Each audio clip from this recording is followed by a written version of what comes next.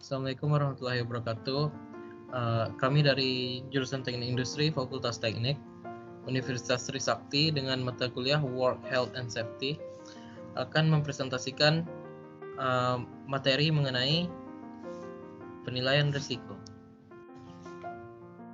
Kami mengambil studi kasus yaitu analisis potensi bahaya serta rekomendasi perbaikan dengan metode Hazard and Operability Study atau disingkat dengan HAZOP melalui perankingan HAS, Risk Assessment and Control. Di sini kami beranggotakan ada 2 orang, yaitu saya sendiri Zaki Asopit dan rekan saya Windy Andrea. Dengan dosen pembimbing kami yaitu Ibu Dian Mardi Safitri. Pada permasalahan ini atau studi kasus ini dapat dilihat hasil observasi lapangan menemukan sebanyak 43 temuan potensi bahaya yang kemudian digolongkan berdasarkan jenis sumbernya menjadi 15 sumber bahaya. Dapat dilihat pada tabel di samping. Tabel di samping merupakan sumber-sumber hazard dan angka-angka itu menunjukkan bahwa frekuensi dari sumber hazard tersebut. Ada 15 sumber hazard yang diteliti, yaitu yang pertama ada sikap pekerja, lantai basah, handrail, benda asing, lantai plat, kabel, panel listrik, conveyor, cover motor, cover V-belt, garis tanda aman, pagar, paper roll, pop rail, dan saw blade. Dari ke-15 sumber hazard ini, ada 4 sumber hazard dengan poin tertinggi. Poin tersebut dapat dilihat pada frekuensi atau temuan yang paling banyak di antara sumber hazard yang lain. Maka 4 ini yang akan kami cari menggunakan safety culture HAZOP. Analisis temuan hazard menggunakan metode HAZOP dari permasalahan di atas dan tentukan mitigasi dari risiko tersebut. Safety culture HAZOP untuk keselamatan kerja dan pabrik manufaktur. Berdasarkan studi kasus yang telah dibacakan tadi, dapat kita tentukan dalam bentuk tabel di mana terdapat sumber hazard, deviation atau penyimpangan, terdapat cause atau penyebab, terdapat consequence, terdapat failure mechanism, terdapat recovery, dan terdapat action. Pada sumber hazard yang pertama adalah sikap pekerja.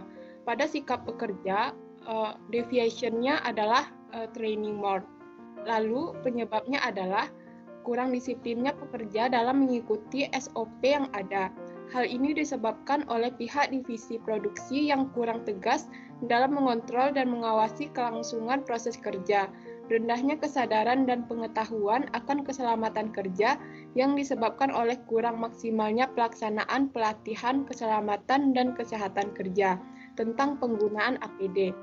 Selanjutnya ada konsekuensinya, yaitu kepala terbentur, anggota tubuh terluka, terjepit, gangguan pernafasan. Apabila hal ini tidak segera diperbaiki, maka akan sangat merugikan perusahaan, khususnya pekerja itu sendiri.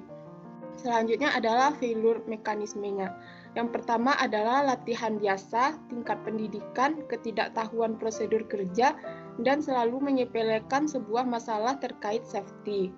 Adapun recovery-nya adalah yang pertama, memberikan training wajib K3 terhadap seluruh pekerja jika tidak datang diberi sanksi dan mengadakan safety talk yang di dalamnya membahas tentang pelaksanaan K3. Yang kedua, membuat worksheet penggunaan APD di area kerja dan membuat lembar kontrol pelanggan penggunaan APD di area kerja. Selanjutnya ada action, yaitu membuat visual display untuk mengingatkan pekerja agar selalu menggunakan APD, membuat prosedur kerja yang baik, melakukan pelatihan K3 kepada para pekerja secara menyeluruh dan berkesinambungan. Adapun sumber hazard yang kedua adalah handrail dengan penyimpangan missing control. Penyebabnya adalah kurangnya perawatan dari pihak manajemen dan kurangnya inspeksi dari pihak manajemen. Adapun konsekuensinya adalah melukai anggota tubuh dan terjatuh dari ketinggian. Failure-nya adalah pemasok yang berubah-ubah, pelatihan yang tidak memadai, material yang tidak sesuai target, dan kualitas supplier yang buruk. Recovery-nya adalah pengendalian risiko berupa eliminasi atau menghilangkan sumber daya. Dapat diaplikasikan untuk mengatasi sumber hazard ini, yaitu dengan cara segera memperbaiki handrail yang rusak dan melakukan pengecekan secara rutin atau setiap hari agar sumber hazard ini tidak muncul lagi. Dan terakhir adalah action-nya, di mana segera memperbaiki handrail yang rusak dan melakukan inspeksi kondisi handrail secara rutin.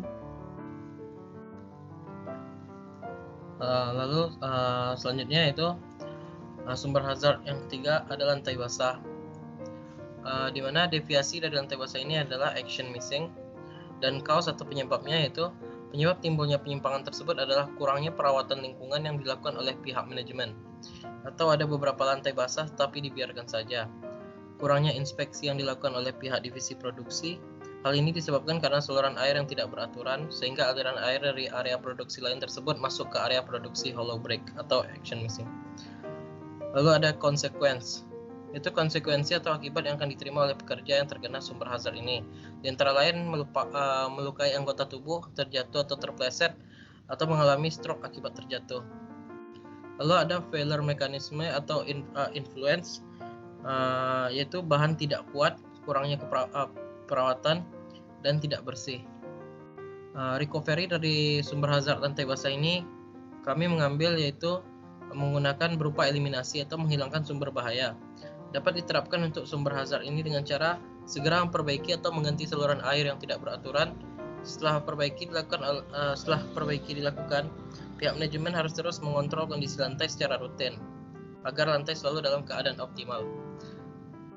Action yang kami ambil di sini yaitu tindakan yang bisa dilakukan untuk segera mengatasi sumber hazard ini, yaitu memperbaiki saluran air dan melakukan inspeksi kondisi lantai area produk secara rutin. Yang terakhir ada sumber hazard yaitu benda asing dengan deviasi protection more. Penyebabnya yaitu kerapian atau kebersihan area kerja kurang. Konsekuensinya yaitu atau konsekuensi telapak kaki tertusuk atau tangan terluka. Dengan failure mekanisme atau influence-nya yaitu tidak disiplin, tidak menaati aturan, dan tidak menjaga kebersihan. Langkah untuk recovery-nya yaitu memberikan sistem peringatan agar selalu menggunakan APD saat bekerja. Lalu action yang harus dilakukan untuk menghindari sumber hazard ini yaitu menerapkan 5R di area kerja.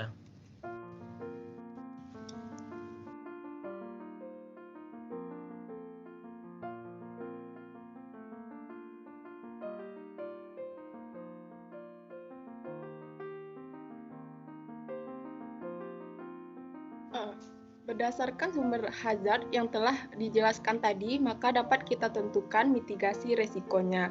Pada permasalahan ini, mitigasi yang dapat disarankan adalah pertama, memberikan pelatihan atau training kepada para pekerja mengenai pentingnya keselamatan dalam bekerja.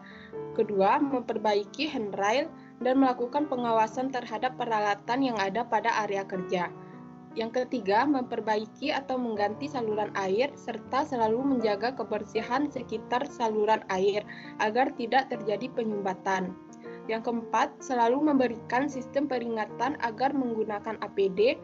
Dan yang kelima, yaitu mengadakan safety talk kepada para pekerja agar tidak menyepelekan keselamatan walaupun itu sedikit.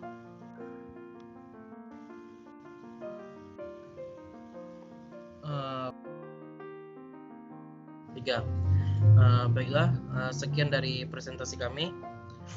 Kesimpulan yang didapat dari presentasi ini yaitu untuk mengidentifikasi sebuah permasalahan safety dengan menggunakan identifikasi hazard dengan HAZOP. Kriteria-kriteria yang harus kita lakukan, yang pertama adalah klasifikasi hazard, yang kedua itu menentukan penyimpangan pada proses atau deviasi, yang ketiga adalah mendeskripsikan penyebab penyimpangan atau cause, yang keempat adalah menentukan konsekuensi atau consequence, dan yang terakhir yaitu menentukan action-nya. Sekian presentasi dari kelompok kami. Kami tutup. Assalamualaikum warahmatullahi wabarakatuh.